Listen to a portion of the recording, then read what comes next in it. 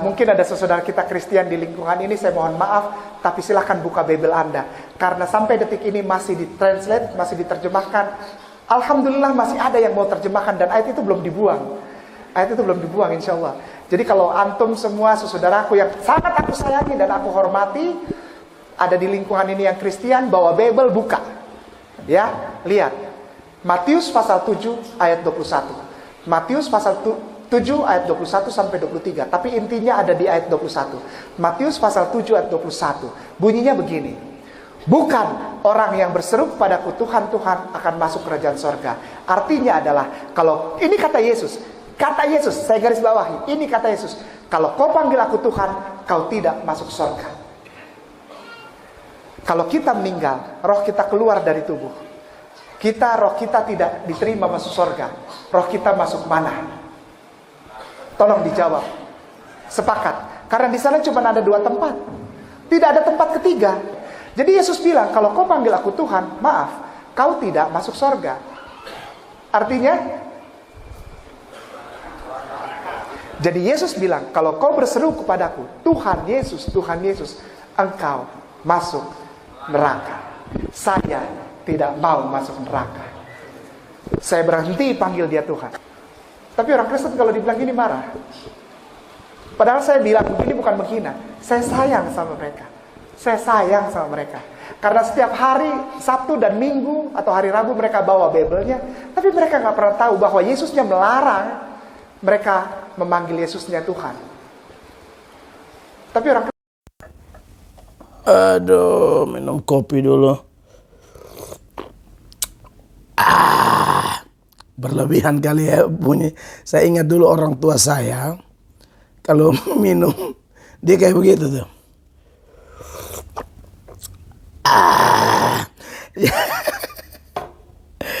Jadi baik, aduh saudara-saudara. Ngomong-ngomong tentang kebiasaan ya. Memang kayak tadi tuh saya mulai dengan kebiasaan ya. Tiru meniru itu akhirnya tak bisa dihindari dari perjalanan hidup setiap orang ya.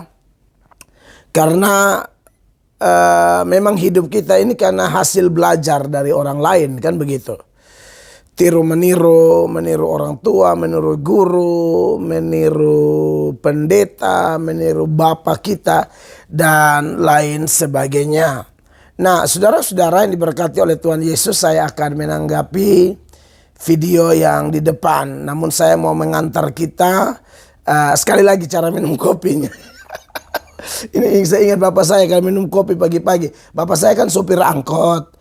Jadi sebelum pergi itu dia minum kopi. Jadi kami lihat dia harus angkat piring begini.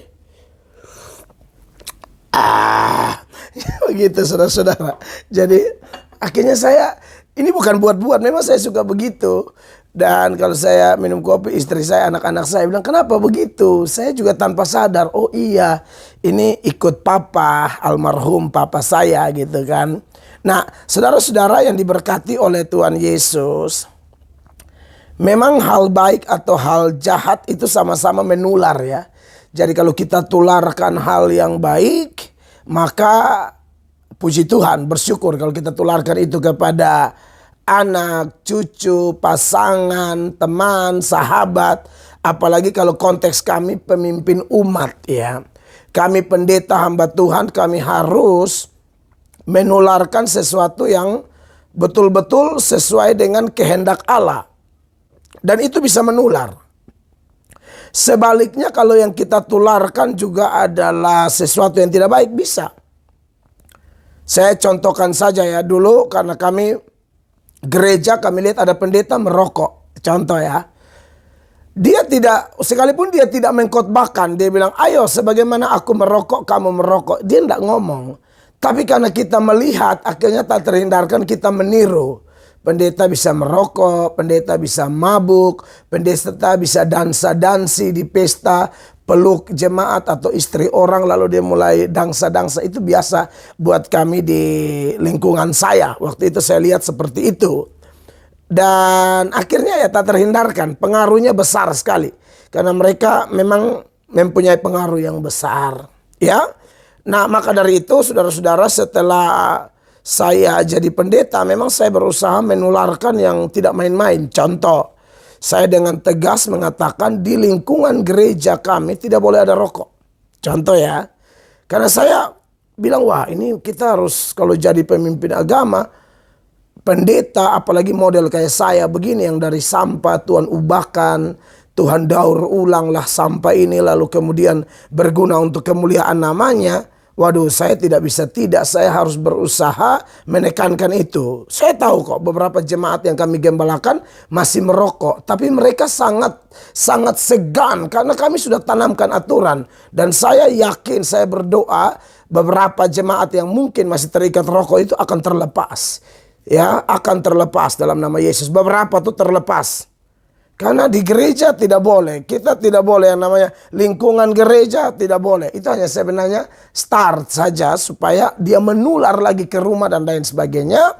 Dan akhirnya banyak orang tua, baik para orang tua dalam hal ini bapak-bapak, pemuda-pemudi yang merokok. Akhirnya mereka berhenti. Tidak boleh minum mabuk. Atau pendeta tidak boleh jama-jama lawan jenis. Entah itu istri orang atau anak perempuan orang. Pendeta tidak boleh tuh pegang-pegang karena ada kan alasan rohani, haleluya, tapi dia agak meremas sedikit, dia agak tekan dengan otak kotor kan gitu. Nah, contoh-contoh seperti ini kami sampaikan dan banyak hal praktis lain, teladan lain. Apakah kami sudah sempurna? Pasti belum. Tetapi apa yang kami bisa dan kami tahu itu ada dasar kitab suci, akan kami lakukan dengan berharap, dengan satu harapan bahwa jemaat mengikuti kami. Juga yang paling penting adalah doktrin-doktrin yang kami ajarkan di gereja. Itu lebih penting lagi ya. Ajar apa? Bagaimana menyeberangkan teks itu secara jujur, secara bertanggung jawab ayat-ayat kitab suci itu. Itu harus diseberangkan sehingga jemaat punya pemahaman yang kuat. Melatih jemaat supaya rendah hati, jangan menganggap diri paling benar. Sekalipun tadi sudah bilang tidak boleh merokok, tidak boleh ini, tidak boleh itu. Tapi bukan berarti kemudian mendidik jemaat, kasih tahu ke orang-orang bahwa kita paling rohani. Bukan, tidak boleh. Kita tetap ajar doktrin-doktrin yang bersumber dari kitab suci untuk mengingatkan bahwa kita bisa karena anugerah. Kita selamat karena anugerah. Kita berubah karakter karena anugerah. Kita bisa menyenangkan Allah karena anugerah. Kita melayani dengan luar biasa karena anugerah. Kita setia sampai akhir sekalipun banyak tantangan penderitaan. Semua karena anugerah. Begitu. Nah, yang saya sedang ngotot lakukan dan saya mohon dukungan doa dan dukungan nyata dari semua kawan-kawan seiman di channel ini yang mempercayakan diri Anda ya sebagai milik Kristus untuk digembalakan oleh kami minimal melalui sosial media ini ya. Saya mengucap syukur channel sudah tembus 500.000, itu semua karena anugerah Tuhan juga. Nah, 500.000 orang ini yang mendukung channel Pendeta Mel Atok pasti adalah orang-orang yang mau belajar firman. Makanya kami di sela-sela waktu saya sedikit lagi mau KKR malam terakhir di kota Manado, saudara-saudara. Kan saya ada 4 kali berkhotbah dan 1 kali seminar. Suara agak terganggu sedikit, tapi ini alat kayaknya membantu ya Bapak Ibu terkasih ya.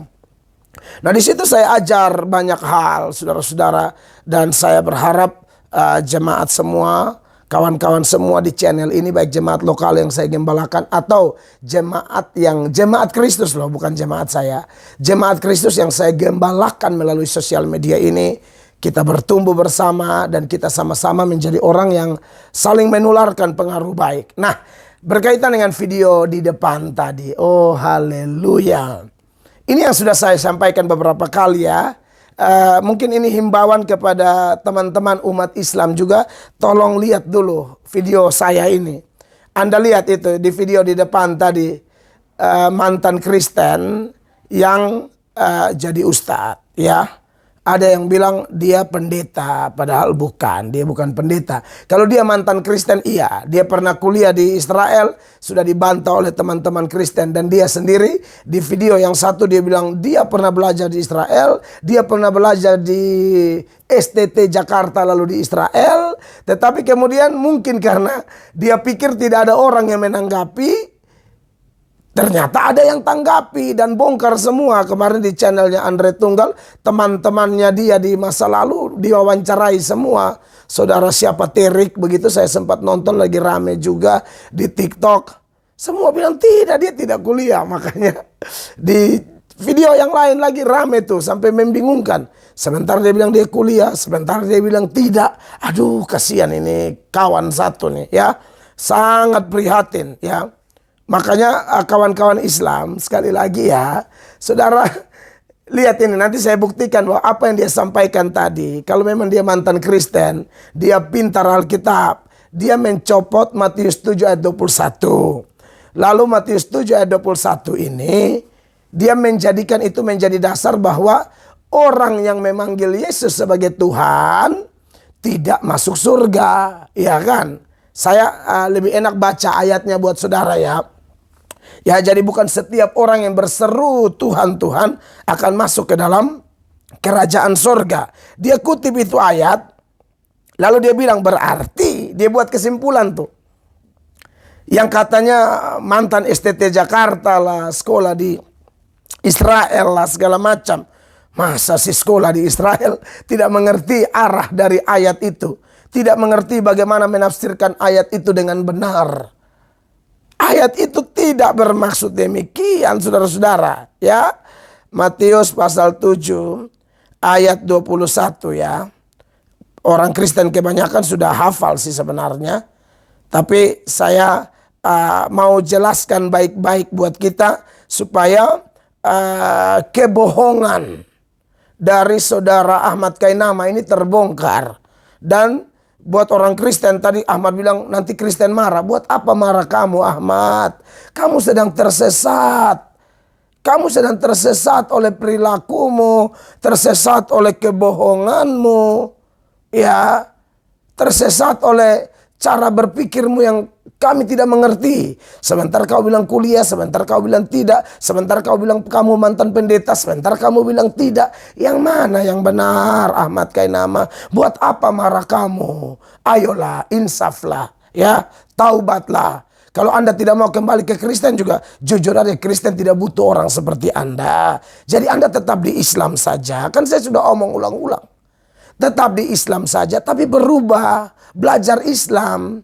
Sebab dengan membodohi orang Islam dengan cara mengutip Alkitab secara out of context, lalu menjelaskan secara bodoh dengan penuh kebohongan dan penipuan, bukankah ini menuturkan bahwa Anda sedang tersesat? Lalu buat apa marah orang sesat seperti Anda? Kami sedih, kami kasihan. Tolonglah Ahmad Kainama. Tolonglah. Stop ya, ini 2024, video-video model begini Anda jangan ulang lagi. Kalau memang kamu orang mau berubah, kamu minta maaf dan berkata yang ayat-ayat yang saya kutip, yang saya jelaskan, ayat-ayat Alkitab itu yang saya jelaskan, saya kutip, saya tidak tahu apa-apa, saya bodoh. Kalau kamu ngomong begitu, keren. Kita lihat ada tanda-tanda perubahan. Tapi kalau kamu masih ngotot membodohi orang-orang lain, lalu menganggap dirimu adalah pintar data Alkitab, comot sana, comot sini, omong sembarang, ngaur, tipu orang. Dan buat orang-orang yang dukung dia, kami juga mau kasih tahu, kami juga kasihan Anda, kami mau marah buat apa? Kami tidak butuh dukungan siapa-siapa. Orang kayak Ahmad Kainama ini keluar dari Kristen, keluar aja, nggak penting buat kami. Tapi kami ini diajarkan kasih. Kami mengasihi dia juga. Dan kami juga mengasihi orang Islam. Yang selama ini kebanyakan percaya bahwa oh ini mantan pendeta. Dia sudah kutip Matius 7 ayat 21. Yang berkata bukan setiap orang yang berseru kepadaku Tuhan, Tuhan akan masuk ke dalam kerajaan sorga. Melainkan dia yang melakukan kehendak Bapakku yang di sorga. Dari ayat ini dia bilang apa? Siapa yang panggil Yesus Tuhan, itu pasti masuk neraka. Kalau tidak masuk surga sama dengan masuk neraka. Saya memang suaranya begini, ini bukan marah ya, ini style saya. Karakter saya menyampaikan firman ya kayak begini. Jadi saya mau jelaskan buat kawan-kawan Islam. Kalau kawan-kawan Kristen sudah paham ya. Hanya Ahmad Kainama yang tidak paham, padahal dulu Kristen. Waduh kacau ini, kasihan dia ya. Nah buat Ahmad Kainama dan kawan-kawan Islam, ayat itu tidak bermaksud begitu. Sekali lagi, mau paham Kristen, tanya kepada yang paham, yang mengerti. Ahmad Kainama adalah salah satu orang yang tidak mengerti, tapi sok mengerti. Itu dia. Ya, percayalah YouTuber-YouTuber Kristen yang membantah Ahmad Kainama, Dondi Tan dan sejenisnya.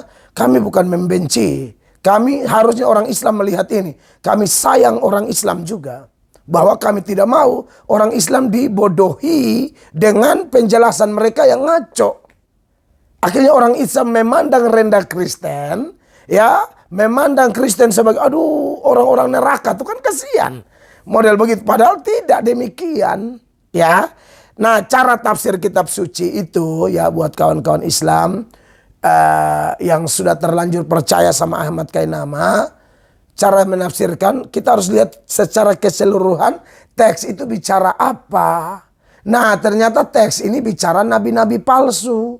Orang-orang yang bukan Kristen asli, bukan Kristen sejati, tapi juga menyapa Yesus dengan sebutan Tuhan. Padahal mereka nabi palsu. Dari mana kita tahu?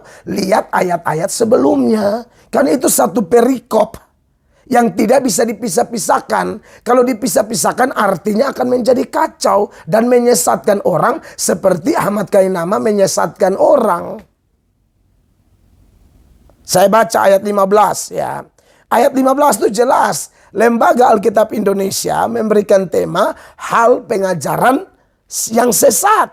Lalu dia mulai dengan apa? Waspadalah terhadap nabi-nabi palsu yang datang kepadamu dengan menyamar seperti domba. Tetapi sesungguhnya mereka adalah serigala yang buas. Dari buahnya lah kamu akan mengenal mereka dan seterusnya. Jadi ayat 15 jelas Tuhan Yesus bilang waspadalah terhadap nabi-nabi palsu. Nah nabi-nabi palsu ini menyebut Yesus Tuhan, ya jelas tidak masuk surga. Kenapa? Karena nabi palsu panggil Yesus Tuhan tapi kelakuan kayak setan. Karena mereka menyamar, jadi mereka menyebut Yesus Tuhan itu asal bunyi. Itu yang saya sebut dengan iman di otak dan di mulut saja. Padahal hati mereka itu serigala yang buas. Begitu teman-teman Islam yang sudah terlanjur percaya dan mengagumi Ahmad Kainama. Jangan percaya dia. Kalau bila perlu kalian tolong dulu usulkan di orang-orang Islam, ulama-ulama, habaib apa. Suruh dia jangan ceramah lagi. Kalaupun dia mau belajar Al-Quran aja ceramah Al-Quran. Jangan ceramah Alkitab lalu tipu orang-orang yang tidak paham cara tafsir Alkitab. Gitu ya. Jadi ini saya karena prihatin aja di tahun 2024 ini semua YouTuber Kristen akan bangkit dan menolong meluruskan ya kebohongan-kebohongan, tafsiran-tafsiran ngaco ngawur dari orang-orang jenis Ahmad Kainama. Ahmad Kainama, kamu harus mengaku kepada orang Islam, kamu ajar bodoh, ajar salah. Seputaran Alkitab, ayat Alkitab yang Anda sering kutip ya. Ngawur sekali begitu. Nah orang-orang ini memang bikin jahat. Ya saya baca setelah ayat 21 yang Ahmad Kainama kutip itu ayat 22 bilang apa? Pada hari terakhir banyak orang akan berseru kepadaku, Tuhan, Tuhan, bukankah kami bernubuat demi namamu dan mengusir setan demi namamu dan mengadakan mujizat demi namamu juga? Lalu ayat 23, pada hari itulah aku akan berterus terang kepada mereka dan berkata, aku tidak pernah mengenal kamu. Ya, aku tidak pernah mengenal kamu. Bukan dulu aku kenal kamu, sekarang aku tidak kenal kamu. Tidak, aku tidak pernah kenal kamu. Kenapa? Karena mereka tidak pernah percaya Yesus sungguh-sungguh. Hanya orang yang percaya Yesus sungguh-sungguh. Bukan cuma di mulut, di otak. Tapi totalitas dirinya. Nah ini baru Tuhan kenal dia. Dan itu keselamatannya tidak mungkin hilang. Makanya kenapa orang Kristen begitu percaya akan keselamatannya? Karena Yohanes 10 ayat 27, 28, 29. Semua domba-domba Tuhan mendengarkan suara Tuhan. Dan semua domba-domba Tuhan itu Tuhan jaga. Tidak ada satupun yang binasa. Bapa pegang dia, Tuhan Yesus pegang mereka. Mereka tidak akan binasa. Tidak akan masuk neraka. Amat kain nama tipu kalian yang percaya dengan video tadi. Makanya saya dan teman-teman YouTuber lain kami bangkit meluruskan ini sehingga jangan ada orang yang termakan dengan tipuan-tipuan orang jenis Ahmad Kainama, ya. Begitu. Jadi sekali lagi buat orang Kristen, kita sudah pasti Roma 8 ayat 1, tidak ada penghukuman bagi orang yang ada dalam Kristus, tidak ada yang masuk neraka. Ya, Yohanes pasal 5 ayat 24, siapa percaya kepada Bapa, kepada Yesus, dia sudah pindah dari dalam maut ke dalam hidup. Yohanes 14 ayat 6 sangat populer, akulah jalan dan kebenaran dan hidup, tidak ada seorang pun dapat datang kepada Bapa kalau tidak melalui aku. Amin. Saudara-saudara, lalu masih banyak ayat lain lagi. Ya, salah satunya Roma pasal 10 ya. Roma 10 ayat 9 dan 10 yang pernah saya khotbah dan viral di Surabaya. Itu ayat yang mengingatkan kita betapa Tuhan itu sangat luar biasa buat kita. Roma 10 ayat 9 dan 10 saya baca buat saudara. Sebab jika kamu mengaku dengan mulutmu bahwa Yesus adalah Tuhan dan percaya dalam hatimu bahwa Allah telah membangkitkan dia dari antara orang mati, maka kamu akan diselamatkan. Karena dengan hati orang percaya dan dibenarkan, dan dengan mulut orang mengaku dan diselamatkan.